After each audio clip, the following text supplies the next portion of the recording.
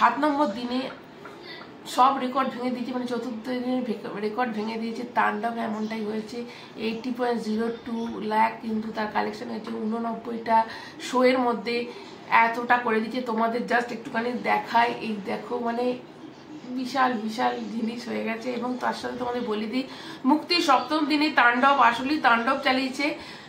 মুক্তি চতুর্থ দিনে মাল্টিপ্লেক্সে করা নিজের সিঙ্গেল ডে রেকর্ড কালেকশন 7ম দিনে বিট করে নতুন রেকর্ড করলো আরও একবার। এখন মাল্টিপ্লেক্সে single day record collection holder তাণ্ডবের 7ম দিনের কালেকশনটা তোমাদের জাস্ট আমি বলে দিই যে star cineplex, lion cinemas, grand Sylhet movie theatre, মমিন, গ্র্যান্ড রিভার ভিউ সিনেপ্লেক্স, মনিহার সিনেপ্লেক্স, টোটাল মিলিয়ে 89টা শো কালকে চলেছে। এবং তার মধ্যে স্টার সিনেপ্লেক্সে 48টা শোয়ের মধ্যে 47টা শো হাউসফুল ছিল এবং ভিআইপি শো যেটা ছিল সেটা অলমোস্ট ফুল ছিল।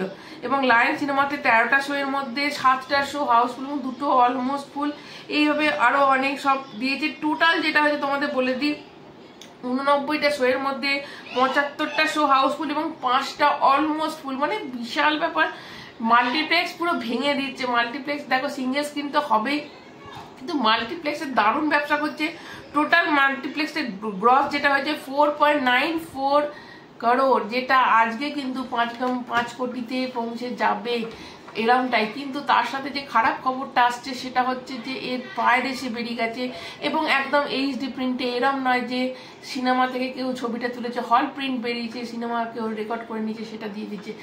দেখো এরকমটা করলে কিন্তু অনেক অনেক মানে এটার প্রভাব তো অবশ্যই পড়বে। যেটা বরবাদের ক্ষেত্রে 20 থেকে 22 দিনের মধ্যে হয়েছিল, সেটা এখানে একদম সেটা 7 নম্বর দিনে হচ্ছে। তার মানে বুঝতে পারছো যে কিরকম কি। দেখো বরবাদ কিন্তু 84 এরকম কোটির মধ্যে কিন্তু আটকে গেছিল।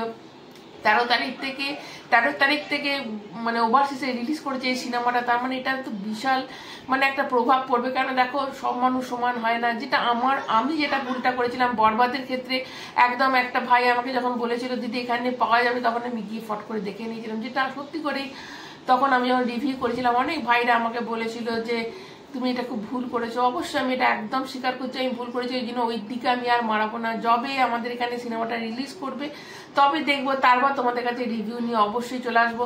কিন্তু দেখো মানুষ যখন হাতের কাছে যদি কেউ পেয়ে যায়, যারা ওভারসিজে থাকে, ধরো এই যে রিলিজ করছে, তারা যদি একদম এইচডি প্রিন্টে পেয়ে যায়, তখন সবাই মনে করবে আগে সিনেমাটা যখন দেখার প্রবল ইচ্ছে তখন দেখে নি, পরে দেখবো হলে।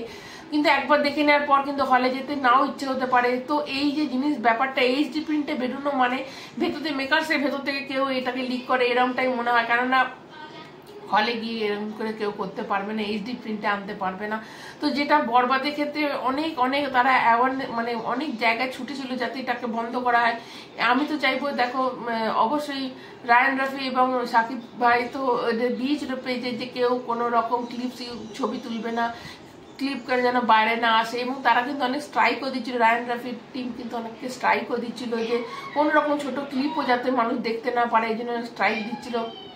এবং সব থেকে বড় কথা যে তারা কিন্তু মানে বলে দিয়েছিল যে কেউ হল প্রিন্ট যেন বাইরে না আসে বলে। কিন্তু এখানে যখন এটা শুরু হয়ে গেছে 7 নম্বর দিনে, দেখো কোথায় বরবাদে 22-23 নম্বর দিনে হয়েছিল, এখানে 7 নম্বর দিনে হয়েছে। এটা কিন্তু খুব বাজে জিনিস হলো এবং এটার প্রভাব কিন্তু অবশ্যই পড়বে। এটা ইমিডিয়েটলি বন্ধ করা উচিত। যদি এখনো স্টেপ না নেওয়া হয়, যতজন দেখে নিজে ঠিক আছে, কিন্তু তারপর কিন্তু এগুলোকে একদম পুরোপুরি টোটালি স্টপ না করে দিলে এটার প্রভাব কিন্তু বক্স অফিসে আবার পড়বে। দেখো বরবাদ একটা অন্য ধরনের সিনেমা ছিল, এটা একটা অন্য ধরনের সিনেমা। বরবাদ এখনো মানুষগুলোকে দেখতে যাচ্ছে, ওই ঘটনা হয়ে যাওয়ার পরও দেখতে যাচ্ছে। এটা একটা খুব পজিটিভ দিক। শাকিব খান আছে বলে এটা পসিবল হয়েছে। কিন্তু এখানে যদি এরকম হয়, মানুষ দেখতে যাচ্ছে কিন্তু তো কিছু মানুষ তো আছে যারা দেখবে। তো এটা ইমিডিয়েটলি এইটা সবসময় খুব মাথায় খুব রাখা উচিত যে মেকার্সদের মধ্যে কেউ যেন এই জিনিসটা টাকার বিনিময়ে না করে। এবং এইটা যেটা হয়ে গেছে অবশ্যই এটাকে ইমিডিয়েট স্টপ করা উচিত। নাহলে কিন্তু সত্যি করে বাংলা সিনেমার ক্ষেত্রে অনেক মানে এটা একটা খারাপ দিক। কেননা বাংলা সিনেমা এরম করে যদি মানুষ পাইরেসিতে দেখে নেয়, তাহলে মানে প্রডিউসার কখনই এরম জিনিস করবে না। এটা সবারই লস, শুধু প্রডিউসার না, মেকারসের লস, প্রডিউসারের লস। যে হিরো এত কষ্ট করে অভিনয় করেছে, তার সিনেমাটাকে হলে টিকিট কেটে দেখতে যাবে, এটাই তো প্রত্যেকেই চায়। তো অবশ্যই সেই জিনিসটা বন্ধ করা উচিত। Piracy, stop piracy. যারা দেখবে তারা চেষ্টা করবে যাতে না দেখা হয়। যে ভুলটা আমি করেছি, আমি আর এই ভুলটা জীবনে করবো না। তোমরা আমাকে অনেক বকেছো, অনেক বুঝিয়েছো। তো অবশ্যই আমি এখনো দেখিনি কোথায় কি হয়েছে, আমি এখনো ওগুলো সব খুলতেও যাই না, দেখতেও যাই না। তো যাই হোক, আমার সাথে তোমরা যদি একমত থাকো অবশ্যই কমেন্টের মাধ্যমে জানাবে, এবং মেকার্সদের বলবো অবশ্যই ইমিডিয়েট এটাকে বন্ধ করে দেওয়া, নাহলে কিন্তু অবশ্যই বক্স অফিসের উপরে প্রভাব পড়বে। তো তোমরা যারা আমার সঙ্গে একমত অবশ্যই কমেন্টের মাধ্যমে জানাতে ভুলো না। ভালো লাগলে লাইক দেবে, চ্যানেলটা সাবস্ক্রাইব করবে। সবাই ভালো থেকো, আমার মতো, টাটা।